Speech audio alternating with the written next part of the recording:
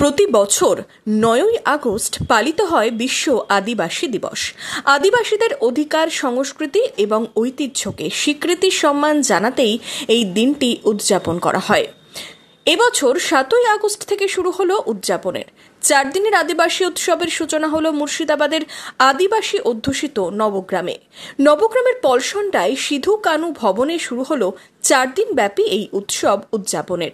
বৃহস্পতিবার উদযাপনের সূচনা পর্বে উপস্থিত ছিলেন মুর্শিদাবাদের জেলাশাসক রাজর্ষি মিত্র, বিদ্যুৎ প্রতিমন্ত্রী আখরুজ্জামান, নবগ্রামের বিধায়ক কানাই চন্দ্র মণ্ডল, মুর্শিদাবাদ জেলা পরিষদের সভাধিপতি রুবিয়া সুলতানা সহ বিশিষ্ট ব্যক্তিবর্গ।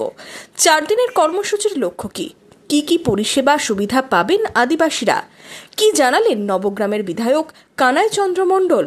জননেত্রী মমতা ব্যানার্জি ৪ দিনের জন্য কর্মসূচি রেখেছেন। রাখার কারণ হচ্ছে যে ৭, ৮, ৯, ১০ এই যে অনেক আদিবাসীরা পরিষেবাটা থেকে বঞ্চিত আছেন। হয়তো লক্ষ্মীর ভাণ্ডার কেউ পাননি, কেউ ভাতা পাননি, কেউ হয়তো কৃষক বন্ধু প্রকল্পের সঙ্গে যুক্ত হতে পারেননি, স্বাস্থ্যসাথীর কার্ড হয়নি, হয়তো জয় জোহার তার প্রকল্পটা রূপায়িত হয়নি। এইরকম বহু অসংখ্য স্কিম আছে, যে জন্য দুয়ারে সরকারে দাঁড়িয়ে এগুলো হয়, পাড়ায় সমাধানে হয়। আবার ২রা আগস্ট থেকে কর্মসূচি হচ্ছে, তেমনি আলাদা করে আদিবাসী ভাই বোনদের জন্য শুধু ৭ তারিখ থেকে ১০ তারিখ এই কর্মসূচি হচ্ছে। এই ৪ দিন ধরে তারা বিভিন্ন পরিষেবা নেবেন, আসবেন। শুধু মুর্শিদাবাদ নবগ্রামের আদিবাসী ভাই না, ভাই বোনরা, সারা জেলার আদিবাসী ভাই বোন।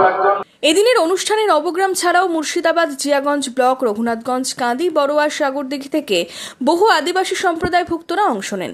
ক্যাম্পের মাধ্যমে বিভিন্ন প্রকল্প, পরিষেবা, স্বাস্থ্য শিবিরের ব্যবস্থা রয়েছে। ৪ দিনের কর্মসূচি ঘিরে অংশগ্রহণকারীরা ছিলেন উচ্ছ্বসিত। সচেতনতা বৃদ্ধি, ঐতিহ্য, সংস্কৃতির বিকাশে জোর দেওয়া হয় এই দিনটি উদযাপনের মধ্যে দিয়ে। শুধু মুর্শিদাবাদ না, আমাদের রাজ্যের প্রত্যেকটা জেলাতে এই সম্প্রদায় শিক্ষার ক্ষেত্রে এগিয়ে যাক এবং সমাজে তারা তাদেরকে আরো ভালোভাবে যাতে প্রতিষ্ঠা করুক, এটাই আমাদের চাওয়া, এটাই আমাদের পাওয়া এবং আমাদের নেত্রী মমতা বন্দ্যোপাধ্যায় সেটাই চান।